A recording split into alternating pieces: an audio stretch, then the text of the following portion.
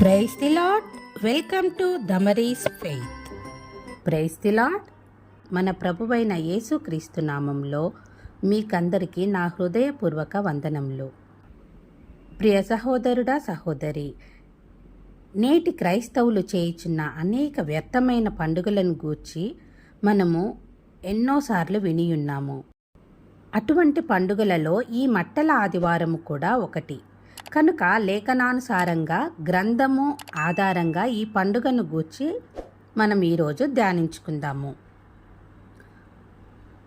నిజానికి పరిశుద్ధ గ్రంథంలో మట్టల ఆదివారము అనే పదమును కూడా మనము చూడలేము. దేవుడైన యెహోవా ఇశ్రాయేలీయులకు ఆజ్ఞాపించిన పండుగలలో కూడా ఈ మట్టల ఆదివారం అనే పండుగ లేనే లేదు. అయితే పర్ణశాల పండుగ చేయనప్పుడు మొదటి దినమున ఈత మట్టలను మొదలగు కొమ్మలను తెచ్చి వాళ్ళు ఏం చేసేవాళ్ళంటే యెహోవా సన్నిధిలో ఉత్సహించమని దేవుడు ఆజ్ఞాపించి ఉన్నాడు. కానీ ఆదివారమని లేక విశ్రాంతి దినము మరుసటి రోజని లేక మట్టల పండుగ అని చేయమని కానీ ఎక్కడ మనము చూడలేము. పామ్ సండే అంటే మట్టల ఆదివారము. ఇది ఈస్టర్ ముందు ఆదివారం వస్తుంది. ఈ విందు జెరూసలేంలోకి క్రీస్తు విజయవంతమైన ప్రవేశాన్ని జ్ఞాపకం చేస్తుంది.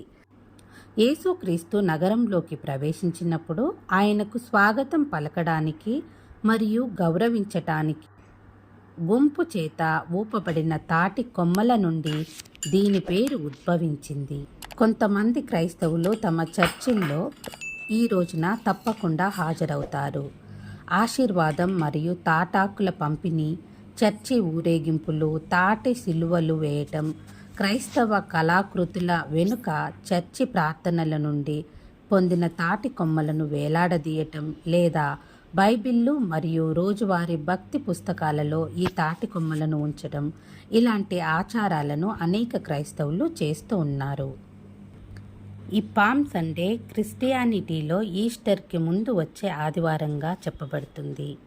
యేసు భూమి మీద ఉన్న చివరి వారంగా కూడా దీన్ని మనము చూడగలము. యేసు విజయోత్సాహంతో యెరూషలేంలోకి ప్రవేశించాడు. యేసు తన శిష్యులతో కలిసి బేతనియా నుండి యెరూషలేముకు బయలుదేరాడు. ఒలీవల కొండ మీదనున్న బెత్ఫగే దగ్గరికి వచ్చినప్పుడు యేసు తన శిష్యుల్లో ఇద్దరిని పిలిచి ఇలా చెప్తాడు.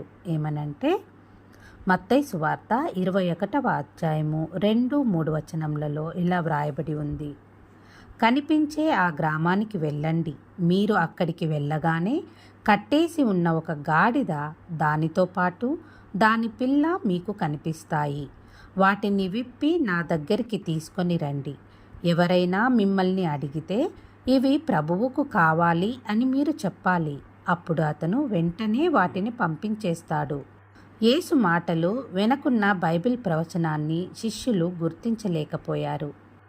అయితే అది జకర్యా ప్రవచనం నెరవేర్చడానికి జరుగుతుంది అని మనం గ్రహించాలి.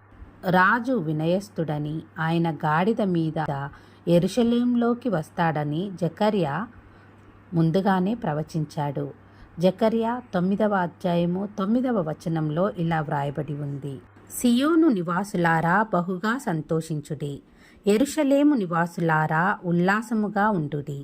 నీ రాజు నీతిపరుడును రక్షణ గలవాడును దీనుడు నై గాడిదను గాడిద పిల్లను ఎక్కి నీ యొద్దకు వచ్చుచున్నాడు. యేసయ్య చెప్పిన తరువాత యేసయ్య శిష్యులు బెత్ఫగేకు వచ్చి అక్కడ ఉన్న గాడిదను దాని పిల్లను తీసుకొని వెళ్ళడానికి ప్రయత్నిస్తున్నప్పుడు అక్కడ నిలబడి ఉన్నవాళ్ళు, మీరు దాన్ని ఎందుకు విప్పుతున్నారు అని అడిగారు. ప్రభువు కోసం అని చెప్పినప్పుడు వాటిని తీసుకెళ్ళనిచ్చారు. యేసు శిష్యులు తమ పై వస్త్రాలను గాడిద మీద దాని పిల్ల మీద వేశారు.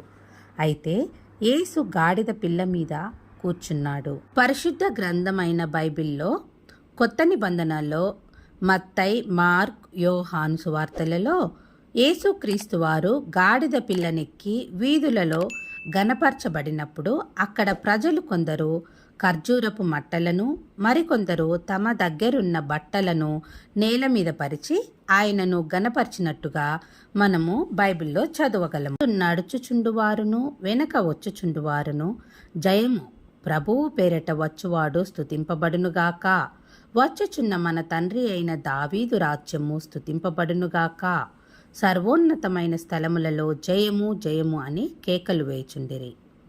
ఎందుకనగా ధర్మశాస్త్రమును నెరవేర్చుటకై ఆయన ఈ లోకమునకు వచ్చెననుమాట సత్యము.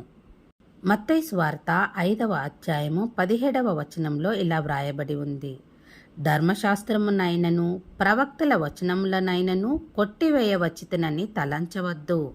నెరవేర్చుటకే గాని కొట్టివేయుటకు నేను రాలేదు.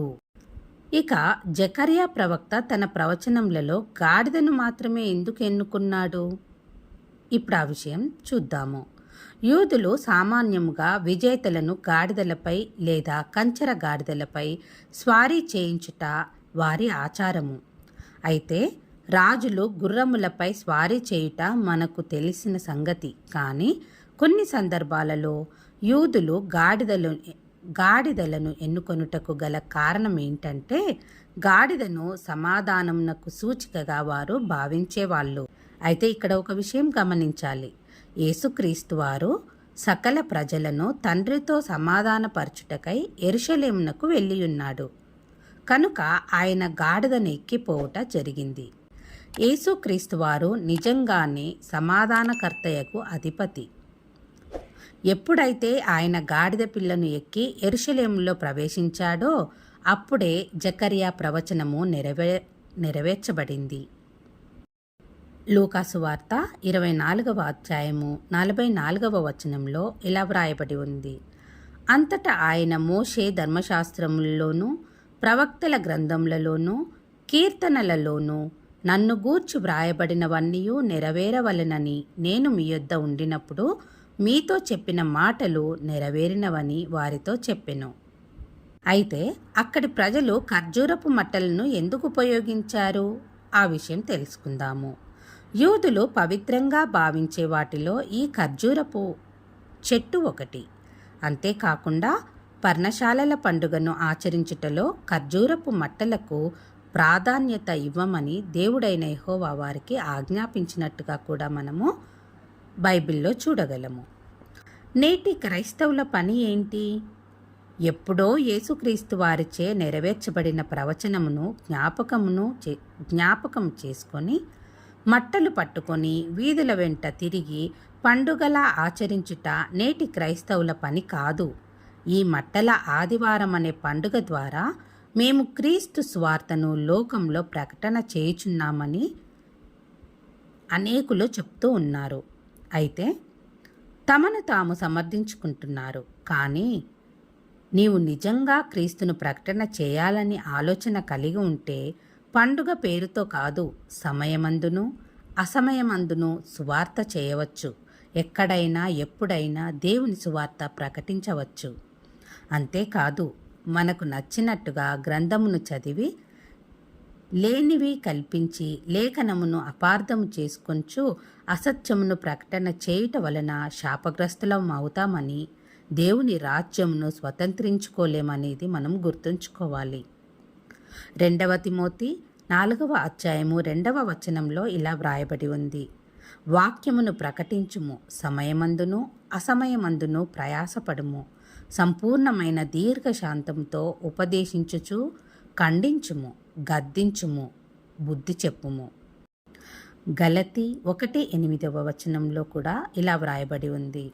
మేము మీకు ప్రకటించిన సువార్త కాక మరి ఒక సువార్తను మేమైనను పరలోకం నుండి వచ్చిన ఒక దూత అయినను మీకు ప్రకటించిన ఎడల అతడు శాపగ్రస్తుడవునుగాక అని వ్రాయబడి ఉంది. కనుక ప్రియ సహోదరుడా, సహోదరి, గట్టిగా చెప్పాలంటే క్రైస్తవులమైన మనకు అసలు పండుగలే లేవు. మనకున్న ఏకైక పండుగ ప్రతి ఆదివారమును తూచా తప్పకుండా ఆచరించాలి. ప్రభువైన యేసుక్రీస్తు వారు చెప్పినట్టు ఆయన బలియాగమును జ్ఞాపకం చేసుకొనుచు ఆయన శిలువను గూర్చిన సువార్తను లోకమునకు ప్రకటిస్తూ ప్రభువు బల్లలో పాలు పంచుకొనుటయే నిజమైన క్రైస్తవుడు చేయవలసిన పని.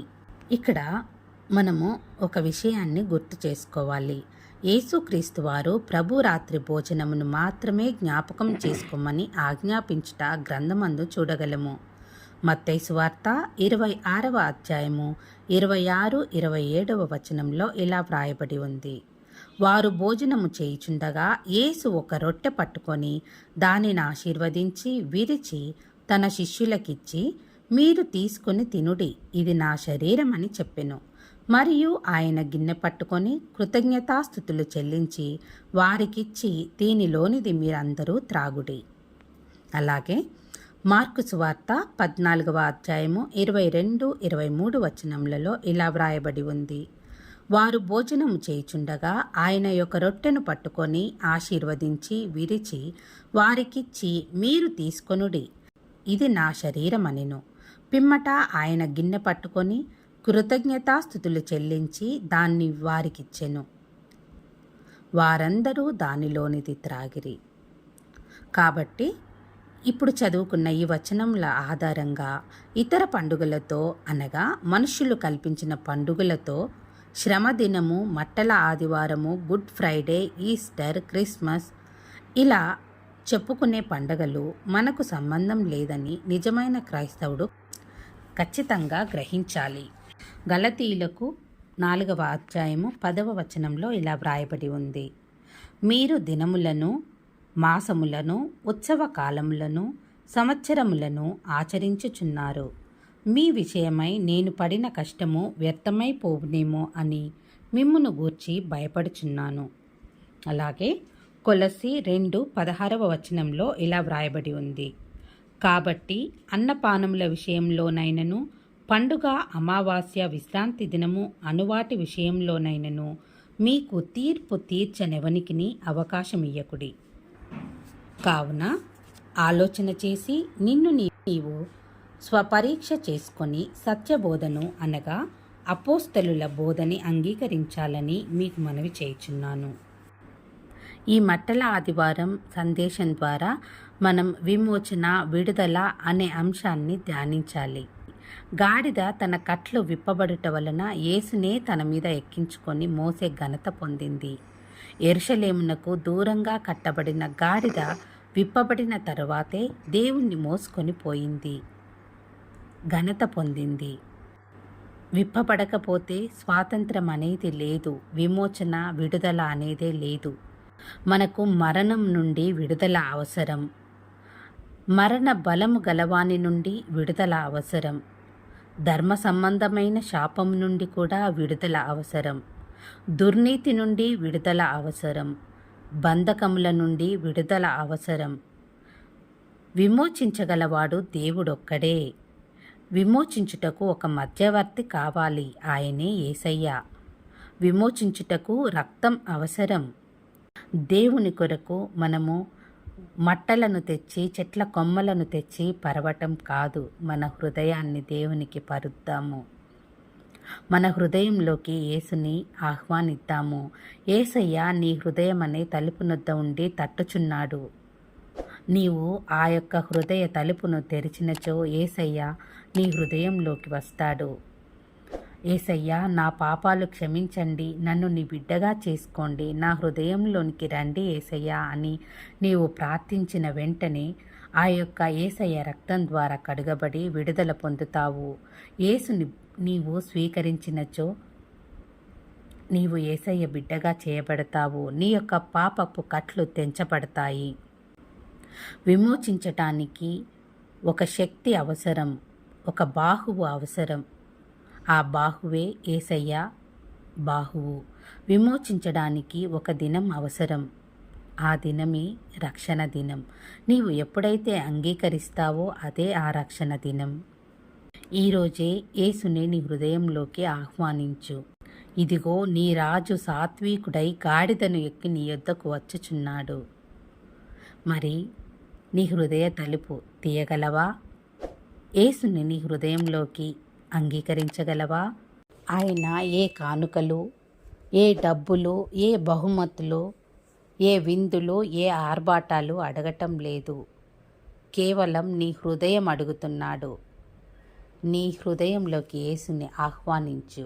ఆయనను నీ రక్షకునిగా స్వీకరించు.